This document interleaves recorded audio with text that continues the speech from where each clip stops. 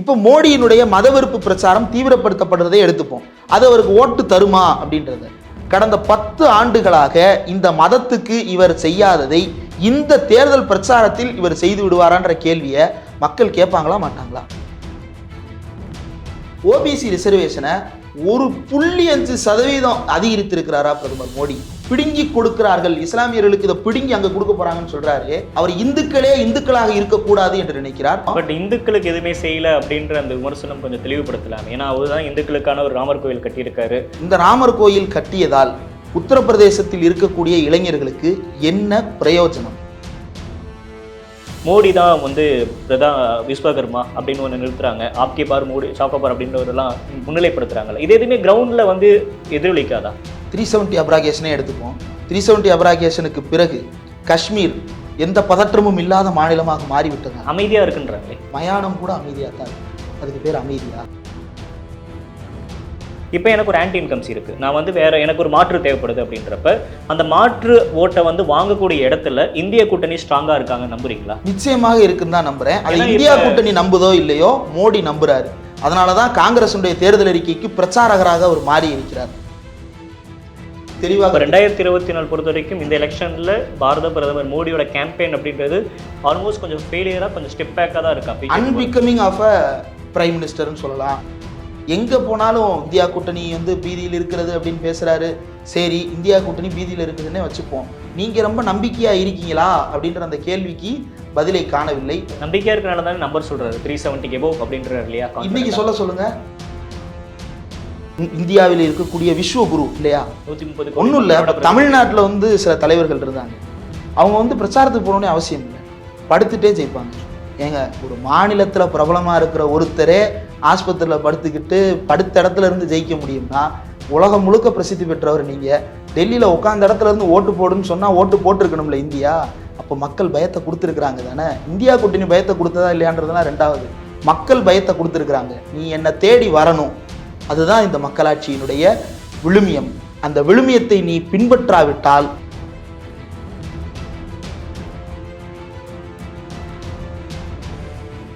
அனைவருக்கும் வணக்கம். இன்றைய சிறப்பு நேர்காணலில் நம்மோடு இணைந்திருக்கிறார் பத்திரிகையாளர் இந்திரகுமார் அவர்கள். வணக்கம். முதற்கட்ட வாக்குப்பதிவு 102 தொகுதிகளுக்கு நடந்து முடிஞ்சிருக்கு. இதை பற்றின உங்களோட இனிஷியல் தாட்ஸ் என்ன? எப்படி எல்லா கட்சிகளும் இதை கவர் பண்ணியிருக்காங்க? இல்லை, முதல்கட்ட வாக்குப்பதிவில் பல்வேறு கட்சிகளும் அவங்களுக்குரிய முறையில் பிரச்சாரம் பண்ணாங்க. எல்லா கட்சிகளும் தேர்தல் அறிக்கை வெளியிட்டிருக்கிறாங்க. ஆனால் பிரதமர் மோடியினுடைய பேச்சு அப்படின்றது அப்படியே கொஞ்சம் கொஞ்சமாக ஒரு தீவிரத்தன்மையை எடுப்பதை பார்க்க முடிகிறது.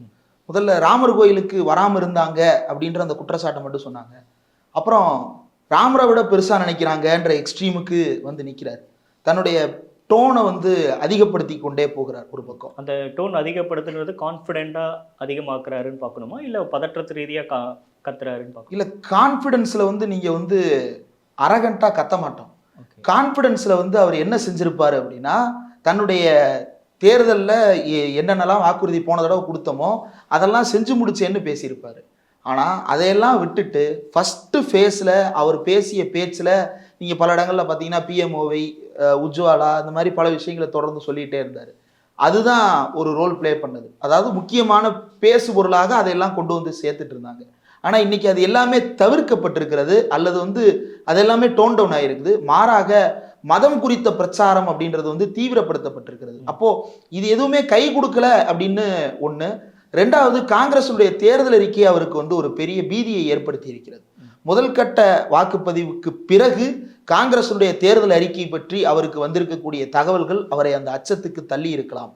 ஏன்னா காங்கிரஸுடைய தேர்தல் அறிக்கை சாமானிய மக்களின் குரலை பிரதிபலிப்பதாக இருக்கிறது. அதே மாதிரி பிஜேபியினுடைய தேர்தல் அறிக்கை அப்படின்னா, நீங்க எங்கேயாவது பாருங்க, ஒரு இடத்திலாவது பிஜேபிக்காரர்கள் பிஜேபியின் தேர்தல் அறிக்கையை பற்றி பேசியிருக்காங்களா, அல்லது அதை மெயின் ஸ்ட்ரீம் டிபேட்ல பிரசன்ட் பண்ணியிருக்காங்களா? கிடையாது. அவங்களுடைய தேர்தல் அறிக்கையை பற்றி அவர்கள் பேசவே மாட்டார்கள். ஏன் அப்படின்னா, வெத்து பேப்பரை வச்சு யாருமே பேச முடியாது.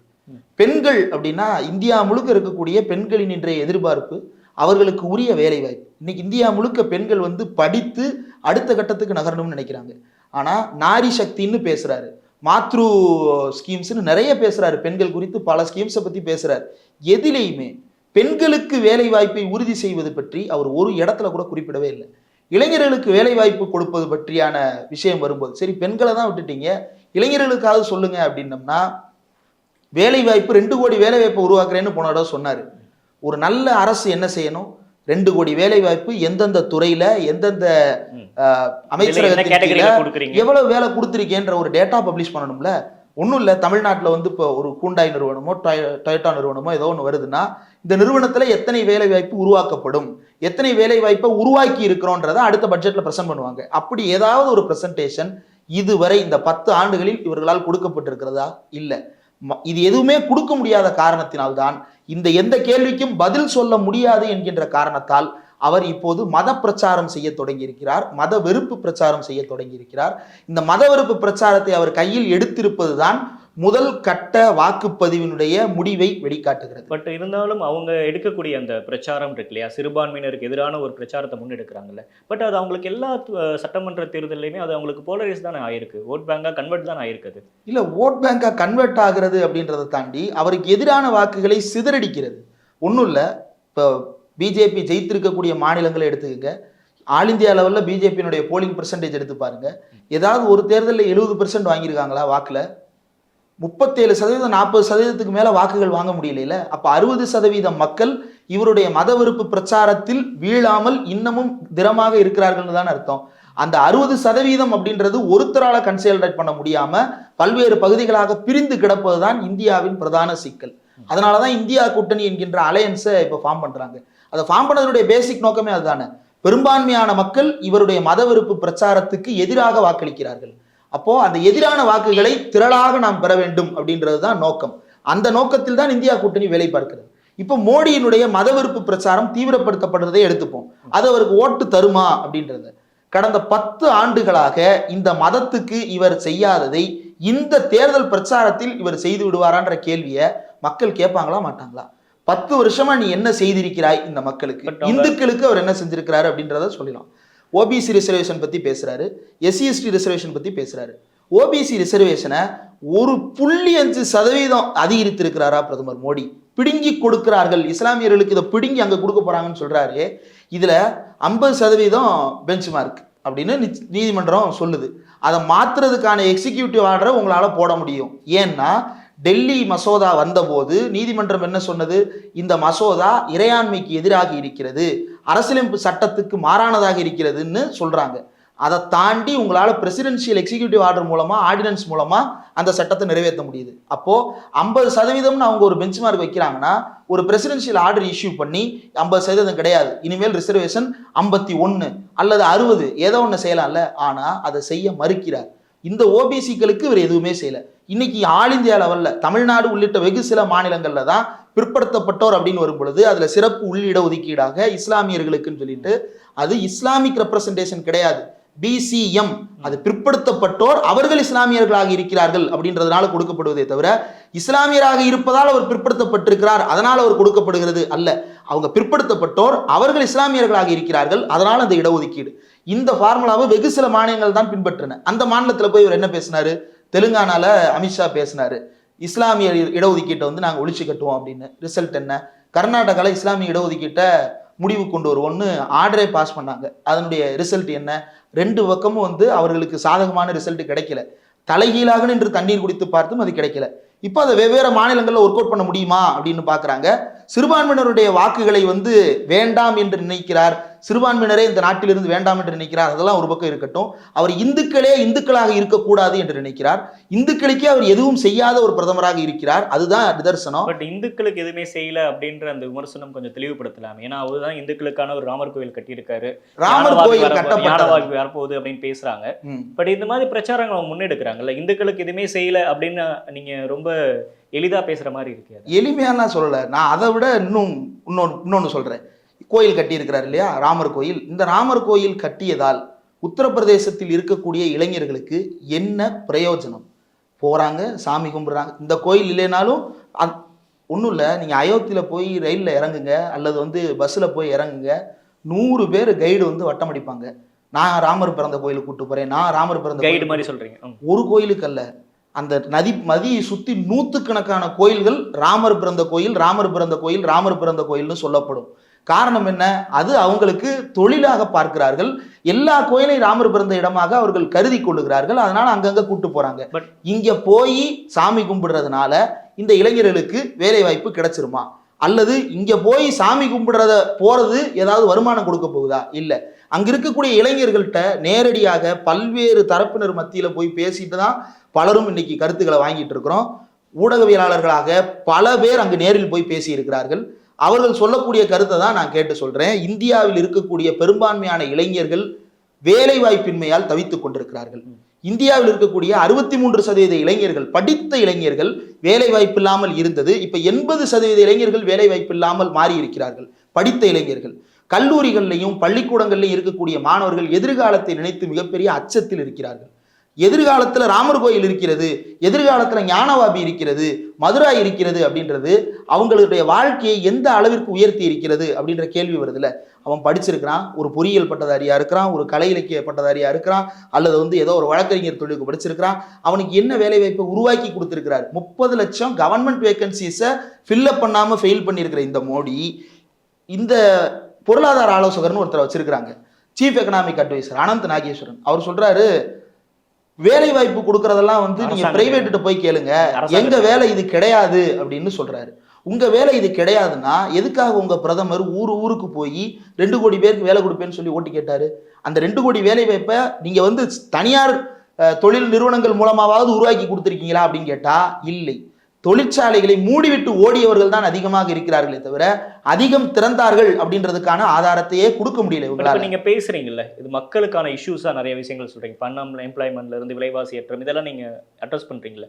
பட் பாஜகவோட பிரச்சாரம்ன்றது எப்படி இருக்குன்னா, 370 நாங்க இது பண்ணியிருக்கோம், குறிப்பா முத்தலாக் நாங்க இது பண்ணியிருக்கோம், ராமர் கோவில் கட்டியிருக்கோம் அப்படின்னு அவங்க ஒரு அஜெண்டாவை முன்னிறுத்துறாங்கல்ல. மோடி தான் விஸ்வகர்மா அப்படின்னு ஒண்ணு நிறுத்துறாங்க, ஆப்கே பார் மோடி சாக்கோபார் அப்படின்றதெல்லாம் முன்னிலைப்படுத்துறாங்கல்ல. இது எதுவுமே கிரவுண்ட்ல எதிரொலிக்காதா? இல்ல, 370 அப்ராகேஷனே எடுத்துப்போம். 370 அப்ராகேஷனுக்கு பிறகு காஷ்மீர் எந்த பதற்றமும் இல்லாத மாநிலமாக மாறிவிட்டதா? அமைதியா இருக்குன்றாங்களே. அமைதியா இல்ல, அது அமைதி கிடையாது. மயானம் கூட அமைதியா தான் இருக்கும். அதுக்கு பேர் அமைதியா? அதுக்கு பேர் பீஸா? பீஸ் வேற, சைலன்ஸ் வேற. நிம்மதி என்பது வேறு, மௌனம் என்பது வேறு. காஷ்மீர் மௌனிக்கப்பட்டிருக்கிறது. காஷ்மீரில் இருக்கக்கூடிய மக்கள் குரலற்றவர்களாக ஆக்கப்பட்டிருக்கிறார்கள். அங்கு இருக்கக்கூடிய தலைவர்கள் வீட்டு சிறைக்குள் முடக்கப்பட்டிருக்கிறார்கள். ஏன் ஒரு ஃப்ரீ அண்ட் ஃபேர் எலெக்ஷனை ஜம்மு காஷ்மீரில் உங்களால் இவ்வளவு காலம் நடத்த முடியல? இருந்த ஒரு மாநிலத்தை 3ஆ பிரிச்சிருக்கீங்க. ஏன் 3ஆ பிரிக்கிறீங்க? அதை ஒரே ஒரு மாநிலமாக வைத்திருக்க வேண்டியது தானே. லடாக் பகுதியை பற்றி இவங்க பேசுகிறாங்க, அதுக்கு தீவிர கண்காணிப்பு தேவைன்னு. லடாக் பகுதியில் லைன் ஆஃப் கண்ட்ரோல் அப்படின்னு ஒன்று பறந்து வச்சிருக்காங்க. என்னத்துக்கு லைன் ஆஃப் கண்ட்ரோலு? நீங்கள் போய் ஒரிஜினல் லைனை வரைய வேண்டியதானே. சைனீஸ் உள்ளுக்குள்ள ஆக்கிரமித்து வைத்திருக்கிறார்கள் என்றால் அவர்களை விரட்டி அடிக்க வேண்டியதானே. முடியாது. ஏன்னா இங்கே விரட்டினா அவன் இன்னொரு 30 கிராமங்களை உள்ள பூந்து அருணாச்சல பிரதேசத்தில் திருடிட்டு போயிடுவான். ஏற்கனவே 30 கிராமங்களுக்கு அவங்க பேர் வச்சுட்டாங்க. அதுல 11 இடங்களுக்கு தேர்தலே அறிவிக்கப்படல. அருணாச்சல பிரதேசத்தில் சீனா ஆக்கிரமித்திருக்கக்கூடிய பகுதியில தேர்தலே அறிவிக்கப்படல பல இடங்கள்ல. அந்த பகுதிகளுக்கு அவன் சைனீஸ் மேண்ட்ரின் லாங்குவேஜ்ல பேர் சூட்டு விழாவே நடத்தி முடிச்சுட்டான், எக்ஸிக்யூட்டிவ் ஆர்டர் போட்டான். இவங்க காஷ்மீர்ல இப்போ வரைக்கும் அங்க இருக்கக்கூடிய இராணுவத்தினர் தெருதோறும் நடந்து கொண்டிருக்கிறார்களா இல்லையா? தெருதோறும் கேம்ப் வச்சிருக்கிறாங்களா இல்லையா? ஏன் வச்சிருக்கிறாங்க? அதுதான் இந்த நாட்டின் ஒரு பகுதி ஆயிருச்சு. அந்த பகுதியில் இவர் நம்ம ஊரில் கேட்டுராகவன்லாம் கூட சொன்னார், அங்கே போய் நான் லேண்ட் வாங்கணும்னு ஆசைப்பட்டேன், இனிமேல் நான் போய் லேண்ட் வாங்குவேன். எத்தனை இந்தியர்கள் காஷ்மீருக்கு போய் லேண்ட் வாங்கியிருக்காங்க? யார் வாங்கியிருக்காங்கன்னு சொல்லவா? துபாயிலிருந்து ஒரு ஷேக் அங்கே லேண்ட் வாங்கியிருக்கிறாரு. அந்த ஷேக் லேண்ட் வாங்கி அங்கே பூமி பூஜை போடுறாரு. அந்த பூமி பூஜையில் லெப்டினன்ட் கவர்னர் போய் உட்காந்துருக்கிறாரு. இந்த லெப்டினன்ட் கவர்னருக்கு பூமி பூஜை போடுறது தான் வேலையா? அந்த இடத்துல யாரெல்லாமோ போகலாம், இந்தியர்கள் எல்லோரும் போய் அங்கே நிலம் வாங்கலான்னு சொன்னாங்களே, எத்தனை இந்தியர்கள் காஷ்மீருக்கு போய் நிலம் வாங்கி இருக்கிறார்கள் அப்படின்னு சொல்லிட்டு ரெவன்யூ டிபார்ட்மெண்ட் இருக்குல்ல, ரெவன்யூ டிபார்ட்மெண்ட்ல இருந்து ஒரு அறிக்கை வெளியிட்டுமே இல்லை. காஷ்மீரின் வளங்களை சுரண்டுவதற்கும் காஷ்மீரில் இருக்கக்கூடிய மக்களை இன்னும் அதிகமாக ஒடுக்குவதற்கும் தான் இந்த 370 அப்ராகேஷன் பயன்பட்டதை தவிர காஷ்மீரின் வளர்ச்சிக்கு அது என்ன பங்காற்றி இருக்கிறது அப்படின்றது குறித்து எந்த தெளிவும் கிடையாது. 2024 தேர்தலை பொறுத்த வரைக்கும் வேலை வாய்ப்பின்மை அப்படின்றது பெரிய அளவு தாக்கத்தை ஏற்படுத்தும். நான் மட்டும் சொல்லல, CSDS லோக்நீதியினுடைய அறிக்கையில 2 முக்கியமான விஷயங்கள் குறிப்பிட்டிருக்கிறார்கள். ஒன்று வேலை வாய்ப்பின்மை, இன்னொன்று விலைவாசி உயர்வு. இந்த இரண்டும் வெகுஜனத்தை பெரிய அளவிற்கு பாதித்திருக்கிறது. சாதாரணமாக ரோட்ல நடந்து போற ஒருத்தரை கூட்டு கேளுங்க, அவருக்கு நீங்க யாருக்கு ஓட்டு போட போறீங்கன்னு கேளுங்க, அவர் யார் பேரனாலும் சொல்லட்டும். கேஸ் விலை எப்படி இருக்குன்னு கேளுங்க. அவர் கோவத்துல நம்மளை அடிக்காம விட்டுட்டாருன்னா சந்தோஷம்னு தப்பிச்சு ஓடி வரலாம். அப்படி இருக்குது கேஸ் விலை. பெட்ரோல் டீசல் விலை ஊருக்கே தெரியும். $140 வரைக்கும் வித்துட்டு இருந்த பீப்பாய் விலைக்கு 70 ரூபாய்க்கு கொடுத்துட்டு இருந்த ஒரு இந்திய நாட்டில் இன்றைக்கு வந்து 100 ரூபாய்க்கு விற்கிறது. பீப்பாய் விலையே $100 கீழே தான் இருக்கின்ற பொழுது இன்னைக்கும் 100 ரூபாய்க்கு இவங்க பெட்ரோல் விலையை வைத்திருக்கிறார்கள் அப்படின்னா யார் அந்த பணத்தை எடுத்துட்டு போறது?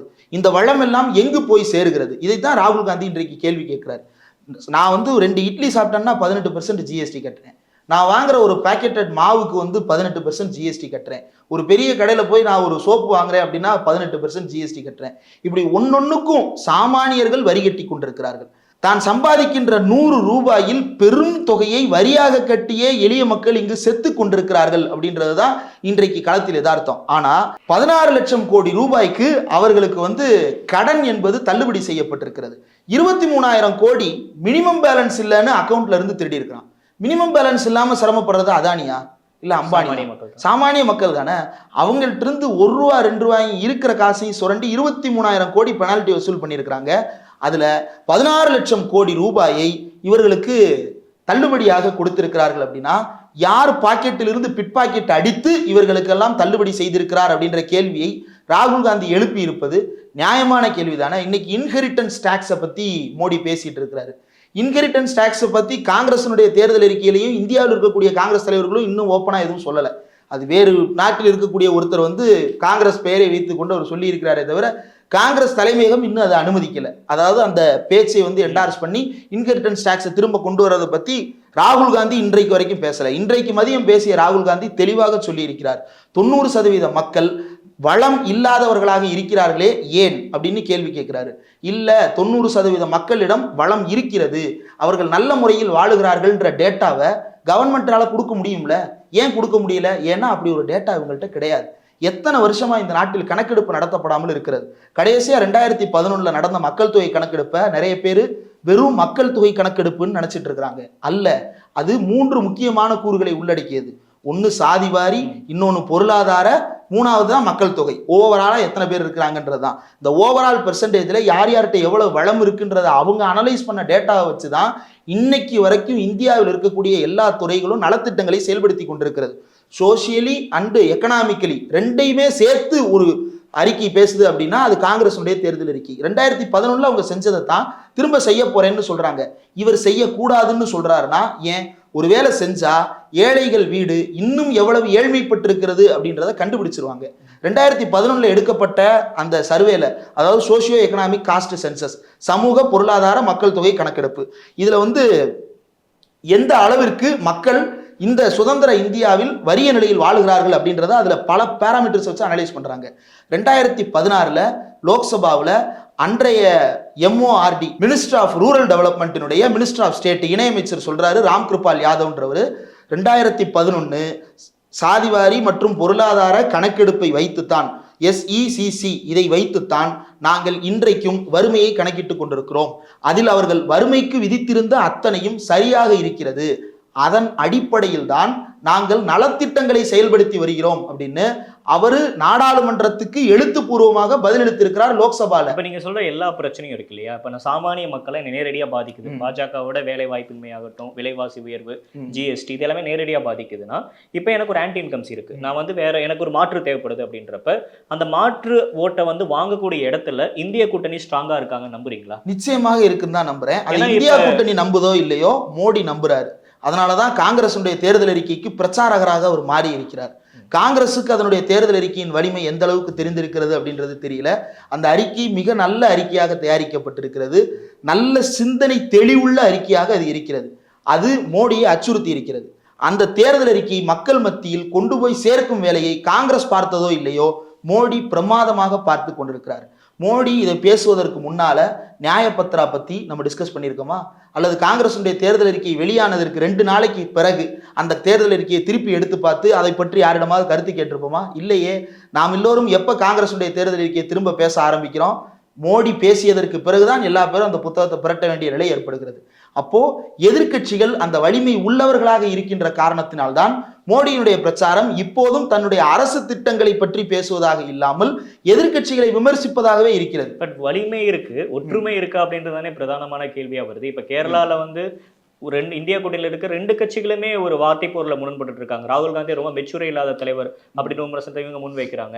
காங்கிரஸ் தரப்புல இருந்து நீங்க வந்து மோடி எல்லாத்துக்கும் ரைடு விட்டாரு, ஏன் பினராயி விஜயன் விடல அப்படின்ற அந்த ஒரு சண்டை நடக்குது இல்லையா? அது அங்க இருக்கக்கூடிய என்டிஏ கூட்டணிக்கு இது பாருங்க இவங்க எப்படி அடிச்சுக்கிறாங்க, இவங்களும் ஆட்சிக்கு வந்தா மக்கள் நல்லது செய்ய போறாங்க அப்படின்ற ஒரு பிரச்சாரத்தை முன்னெடுப்பாங்க. இல்ல, கேரளாவில் தலைகீழ தண்ணி குடிச்சாலும் 2% மேல தேராது பிஜேபிக்கு. அவர்கள் 2ஆம் இடம்ன்ற கிளைமை கூட அவங்களால சொல்ல முடியாது. அந்த 2 பேருக்கும், அதாவது கம்யூனிஸ்டுக்கும் காங்கிரஸுக்கும் நடக்கக்கூடிய அந்த சண்டையில யார் பெனிஃபிட் ஆனாலும் அது நல்லதுதான். ஏன்னா அங்க தெளிவா சொல்லிட்டு தானே போட்டிடுறாங்க. தேசிய அளவுல யார் ஆட்சி அமைப்பதுன்னு முடிவு எடுக்கும் பொழுது கேரள மார்க்சிஸ்ட் கம்யூனிஸ்ட் கட்சி தனித்த ஒரு முடிவை எடுக்க போவது கிடையாது. எப்படி ஆல் இந்தியா பொலிட் பியூரோ முடிவெடுக்கிறதோ அந்த பொலிட் பியூரோ முடிவின் அடிப்படையில் தான் கேரளாவினுடைய மார்க்சிஸ்ட் கம்யூனிஸ்ட் கட்சியும் ஆதரவை தெரிவிக்கும். ஒரு வேட்பாளரை முன்னிறுத்ததுக்கு இவ்வளவு பிரச்சனை வரப்ப நாளைக்கு பிரதமர் வேட்பாளரா யார் வருவாங்க அப்படின்றப்ப இன்னும் பிரச்சனை பூதாகரமா வெடிக்காதா அப்படின்னு கேரளாவினுடைய இல்ல காங்கிரஸும் மார்க்சிஸ்ட் கம்யூனிஸ்டும் கேரளாவில் தனித்தனியா போட்டியிடுறதுன்றது தான் இந்தியாவினுடைய ஃபெடரல் ஸ்ட்ரக்சருக்கு இருக்கக்கூடிய மிகப்பெரிய வேல்யூ.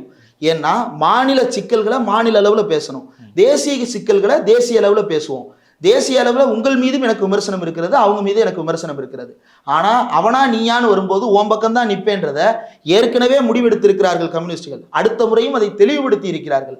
அப்போ இந்த தடவை இவங்க 2 பேரும் தனித்தனியா நிற்கிறதுனால அது ஒற்றுமை குறைபாடு என்றோ அல்லது இணக்கம் இல்லை என்றோ எடுத்துக்கொள்ள வேண்டிய அவசியம் இல்லை. பிஜேபி முன்னெடுக்கிறாங்க. இல்ல, 2 பேருக்கு இடையில இருக்கக்கூடிய ஒரே ஒரு இணக்கம் என்ன அப்படின்னா, கேரள மாநிலத்தை இதற்கு முன்னாடி ஆட்சி செய்த கேரள காங்கிரஸ் கமிட்டியாக இருந்தாலும் சரி, கேரள மார்க்சிஸ்ட் கம்யூனிஸ்டாக இருந்தாலும் சரி, 2 பேரும் அந்த கேரளாவினுடைய நலனை முன்வைத்து கேரளாவின் தேர்தலை சந்திக்கிறார்கள்.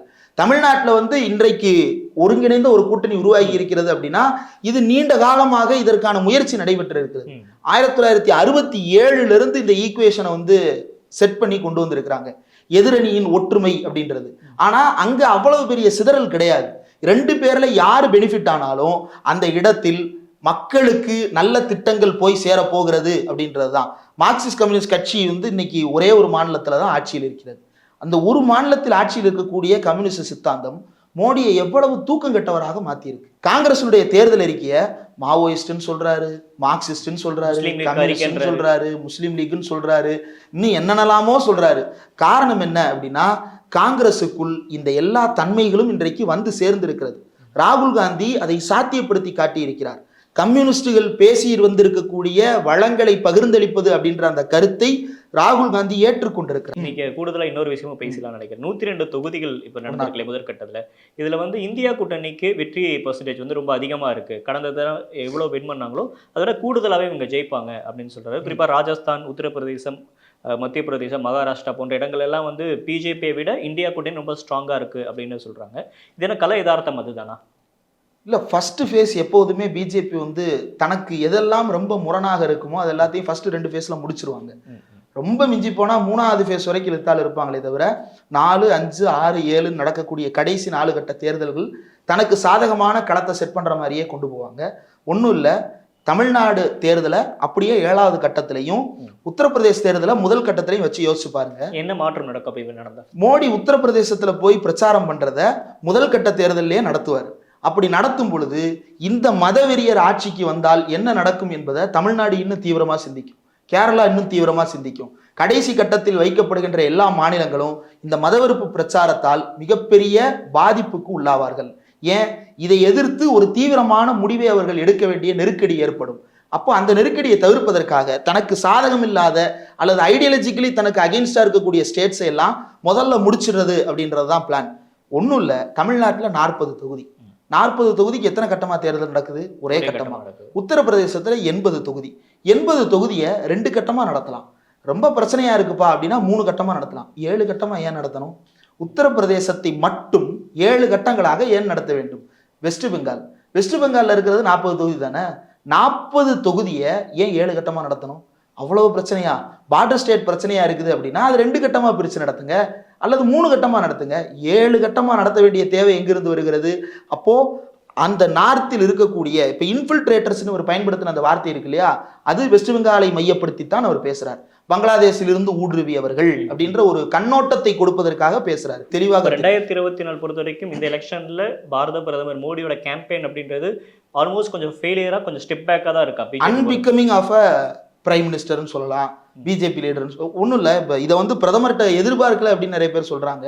இந்த பிரதமர்கிட்ட இதை தான் எதிர்பார்க்க முடியும். இந்த பிரதமர்கிட்ட நீங்க வந்து அரசியலமைப்பு சட்டத்தின் புனிதத்தன்மை பற்றி தெரியுமா, மக்கள் ஆட்சி என்றால் என்னவென்று தெரியுமா, மாண்பு என்றால் என்னவென்று தெரியுமா, இறையாண்மை என்றால் என்னவென்று தெரியுமான்னு எதிர்பார்க்க போறீங்க. அவர்கிட்ட பேசுறாரு இல்லையா, அதெல்லாமே பேசிட்டு தானே லாஸ்டா அவர் ஒரு நாள் விளக்கம் சொல்லுங்களேன். அரசியலமைப்பு சட்டத்தின் அடிப்படை கூறுகள் 10 நிமிடம் விளக்குக அப்படின்னு கேளுங்களேன். நான் இஸ்லாமியருக்கு எதிரானவர் இல்லை அப்படின்னு சொல்றாரு. செயல்பாட்டில் காட்டணும்ல. அரசியலமைப்பு சாசனம் அப்படின்றது வாழும் சட்டம். அந்த சட்டம் எப்போது வாழும் சட்டமாக இருக்கும், அது செயல்பாட்டில் இருக்கும் பொழுதுதான் வாழும் சட்டமாக இருக்கும். அதை நீங்க வந்து ஒரிஜினல் டாக்குமெண்ட்டை நான் கொடுக்க போறேன், அதை தூக்கி நான் டிஸ்பிளேல வைக்க போறேன், பெருசா அச்சடிச்சு ஆங்கர்ல மாட்ட போறேன் அப்படின்றது வந்து எப்படின்னா, நான் தூக்குல ஏத்தி தொங்க விட போறேன்னு சொல்றதுக்கு சமந்தானே தவிர, அதை நடைமுறையில் நீங்கள் கொலை செய்திருக்கிறீர்கள். எப்படி வந்து காந்தியை படுகொலை செய்துவிட்டு இவர்கள் ஓடி ஒளிந்தார்களோ, மறைத்து கொள்கிறார்களோ, அதே போலத்தான் இப்போதும் செயல்பட்டு கொண்டிருக்கிறார்கள். காந்தியை கொன்றவர்கள் அரசியலமைப்பு சட்டத்தையும் கொலை செய்வதுதான் அவர்களுடைய நோக்கம். அதைத்தான் செய்து கொண்டிருக்கிறார். இறுதியா ஒரு கேள்வி. இப்போ இந்தியா கூட்டணியில ஆல்மோஸ்ட் ஒரு 28 தலைவர்கள் இருக்கிறாங்க. எல்லாரும் வெவ்வேறு மாநிலங்கள் இருந்தாலும் இணக்கமாக இருக்கிறாங்க, காங்கிரஸோட இணக்கமாக இருக்காங்க. வெவ்வேறு பிரச்சனைகள் இருந்தாலும் வெளியே மக்கள்கிட்ட பாஜகவை வீழ்த்தணும், இங்கே இருக்கக்கூடிய பாசிச சக்தியை வந்து வீழ்த்தணும் அப்படின்றதுல ரொம்ப ஸ்ட்ராங்காக இருக்காங்க. இது வந்து பிஜேபியை வந்து பதற்றமாக்குதா? இல்லை, இது பிஜேபியை பதற்றம் ஆக்குனதுனால தான் அவர் மதவெறுப்பு பிரச்சாரத்தையே செய்ய வர்றாரு. இது வந்து பிஜேபியை பதற்றமாக்கலை அப்படின்னா they can be cool heads இல்லையே. அதற்கு பதிலாக அவர்கள் பொங்குகிறார்கள். எங்கே போனாலும் இந்தியா கூட்டணி வந்து பீதியில் இருக்கிறது அப்படின்னு பேசுறாரு. சரி, இந்தியா கூட்டணி பீதியில் இருக்குதுன்னே வச்சுப்போம். நீங்க ரொம்ப நம்பிக்கையா இருக்கீங்களா அப்படின்ற அந்த கேள்விக்கு பதிலை காணவில்லை. அவ்வளவு நம்பிக்கையா இருந்தா எதற்காக வந்து ஓடி ஓடி பிரச்சாரம் பண்றாரு? நம்பிக்கையா இருக்கனால தானே நம்பர் சொல்றாரு, 370 எபோவ் அப்படின்றாரு இல்லையா. இன்னைக்கு சொல்லுங்க, எத்தனை நாள் ஆச்சு? 400ன்னு பேசி ஆப்கி பார் 400 பார் எவ்வளவு நாள் ஆச்சு? இத்தனை பிரச்சாரத்துல எங்க அதை பிரதானப்படுத்தி பேசினாரு. 400 சீட்டு ஜெயிப்பேன்னு ஆரம்பிச்சாரு, அது 370 ஆச்சு, 370 300 ஆச்சு. இப்போ அந்த கவுண்டை பத்தி பேசுறதே இல்லை. மோடிக்கு கான்ஃபிடன்ட் இல்லைன்னு சொல்றீங்களா? மோடிக்கு கான்பிடன்ஸ் இல்லை அப்படின்றது தான் அதில் வெளிப்படையாக தெரியக்கூடிய உண்மை. இதுல வந்து பெருசா டவுட் பண்றதுக்கு என்ன இருக்கிறது?